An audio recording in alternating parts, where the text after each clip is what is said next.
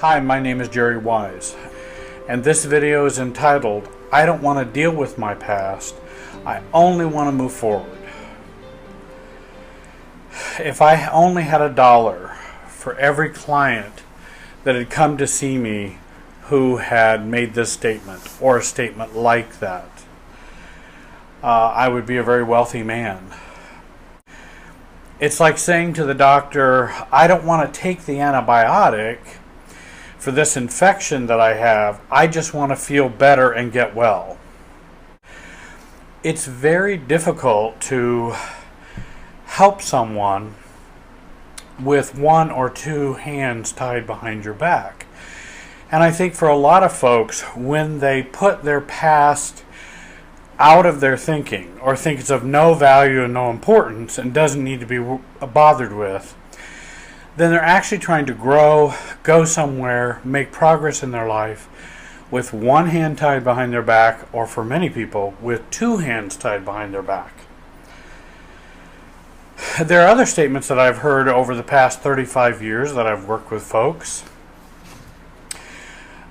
But isn't that just in the past? Or how could that be affecting me now? I don't live with my family of origin now. I don't even see them but once a year. My parents are dead, so there's no need to dredge up things from my childhood. Or I was 8 years old then. How could that matter now? And I don't believe in blaming my parents for my troubles now, so let's not talk about that. Or I came from a wonderful family. Why should I look at the past? Because I had this excellent childhood with great parents. You therapists are always trying to blame other people. People should just take responsibility for their own feelings and actions. In other words, the client saying, I just need to take responsibility for my own feelings and actions. I don't need to blame my parents or my family of origin. Another statement would be, shouldn't we just live in the now and not live in the past? Or live in the future and just live in the moment? Or I've moved way past my past, but I still can't get over these feelings and bad choices. Or a classic one is someone will come and they have a straight face and then they will say, do you think my childhood has anything to do with my problems? And then they start crying.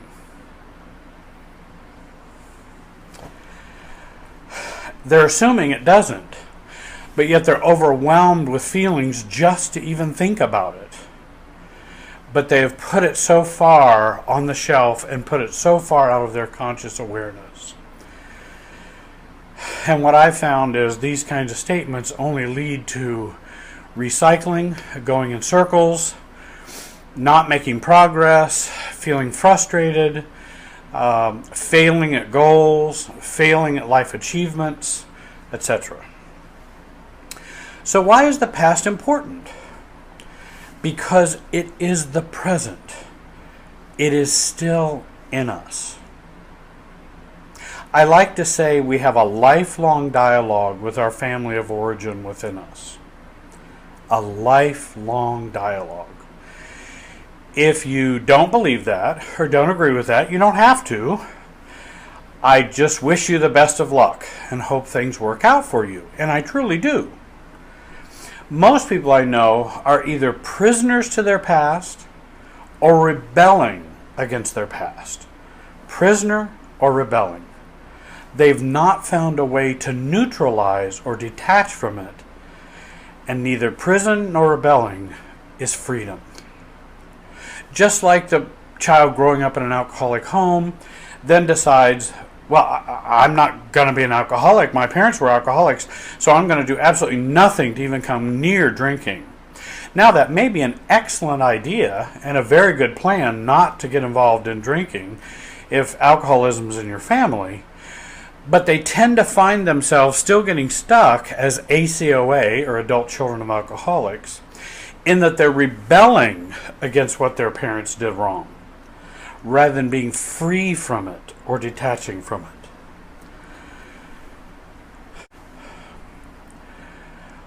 I believe that learning from and healing from our past is a way to navigate knowing yourself and how to interact with others, and how you have been caught and get free from those emotional traps: loveless marriages, affairs, addictions, depression, and underfunctioning, underemployment, failures, hurts, and anger. I've seen it happen time and time again.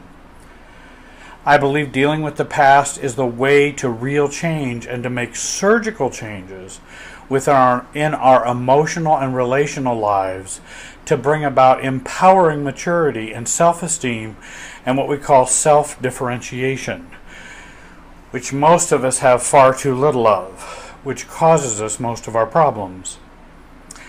As I have said earlier, the past is present. The past is in you. Most try to move away from their past. The best, most effective way is to move through the past and beyond. Most people most people I see are trying to move away from it.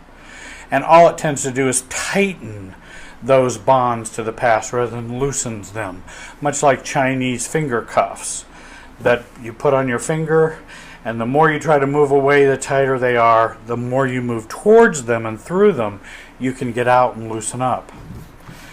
Often therapists talk of the many whys for why you feel the way you do and why you do the things that you do.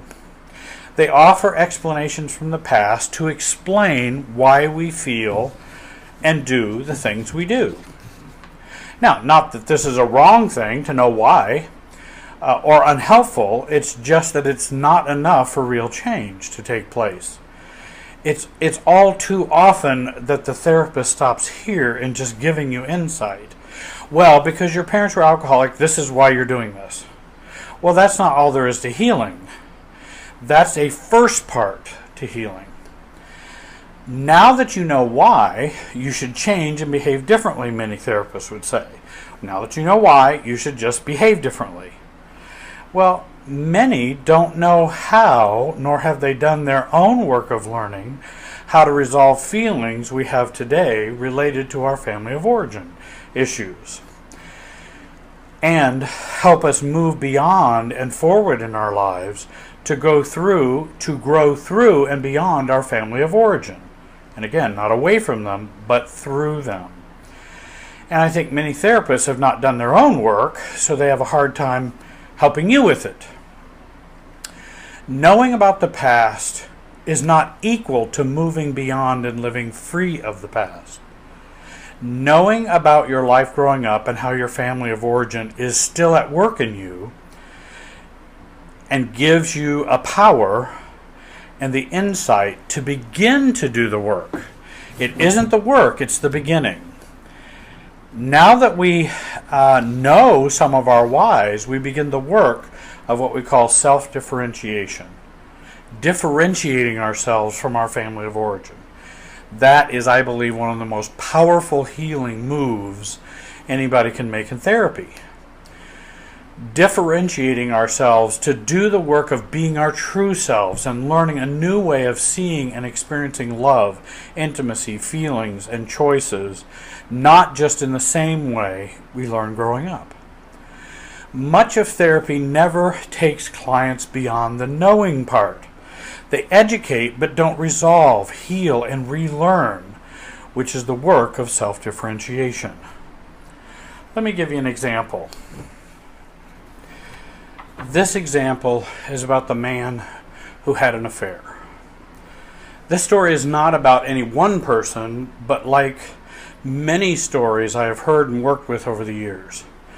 Jack and Jill have been married 10 years. Jack chose a wife and Jill chose a husband in which their level of self-differentiation, their self-esteem, self-image, all kinds of things, is basically the same. We tend to choose someone like us in terms of self-differentiation. And on a scale of 1 to 10, Jack came out of his family with the ability to be intimate and self-differentiated at about a 2. Jill is the same. Jack and Jill are great people, kind and generous. Jack is a workaholic and moody. Jill is very dependent and tends towards depression. Their marriage had become a loyal but loveless marriage, talked about in a previous video if you recall. Jack has been having an affair for about a year and a half. He has tried to stop several times, but feels sad, lonely, depressed, worthless, broken, and lost whenever he gives up his girlfriend on the side. He feels mostly numb towards his wife Jill, and they have become roommates and basically co-parents of their children. Jill is wrapped up in child rearing and church, and Jack is wrapped up in work and his affair. So what is the way out for Jack? What is the way of healing? Jack is not living a free, self-differentiated, mature life. He is still stuck in the painful childhood and family of origin, which is still stuck in him, though he does not have a clue about this. He thinks his feelings of feeling sad, depressed, lonely, lost, etc. are just normal feelings that you'd have when you're not with somebody that you love, his affair partner. The thing is, those are feelings that go way back to his family of origin, and he's rehearsing them again and again and again. Jack can't remember much of his childhood, so he discounts the importance of childhood. He's an adult child now. He's an adult now and doesn't need to buy all of that inner child and family of origin foolishness that therapist talks about. He should just learn to be himself and do what he wants and needs and becomes who he wants to become. He feels miserable, guilty, lost, caught, and feels he has nowhere to go to make the changes that need to be made. And then he comes into my office. His father was an alcoholic and a successful Fortune 500 executive. His mother was codependent and depressed, very into church. Sound familiar? Does his parents' marriage sound like his marriage? Jack is caught between his unhappiness with his wife and the enmeshment with his secret affair. Leaving his wife is torturous and has many problems. Letting go of his affair does not offer much happiness or help either, and has many problems attached to this, or at least emotionally problems: guilt, loneliness, lack of pleasure, whatever he feels inside. Family of origin issues are at the heart of A and B. Because of them, Jack found Jill. Because of them, he found his affair partner. And if he dropped that affair partner, he'd find another affair partner just like that. When Jack was growing up, most of the time he felt lost, depressed, worthless, broken, shamed, sad, and lonely. To try not to feel these feelings, he chose Jill, and then later he chose his affair. The good news: Jack can go through these feelings and face his family of origin and childhood and find a new Jack. It's never too late to have a happy childhood. If Jack did not feel all these negative feelings, I wonder what he would choose and how he would live. Jack does not know how to live without these feelings, is what I contend. That has been so norm for him all of his life that all of his life choices come out of those feelings. Facing them, healing them, learning to reparent Jack in a healthy way, and learning the power of self-differentiation from his family of origin is the way to live a new life of real change and real maturity, to find real love, real self-love, and real love for others. I want you to contact me if any of this has made any sense and has helped you in some way and you're not sure where to go from here. Give me a call at 317-919-6264, and I want to thank you for listening. Have a good day.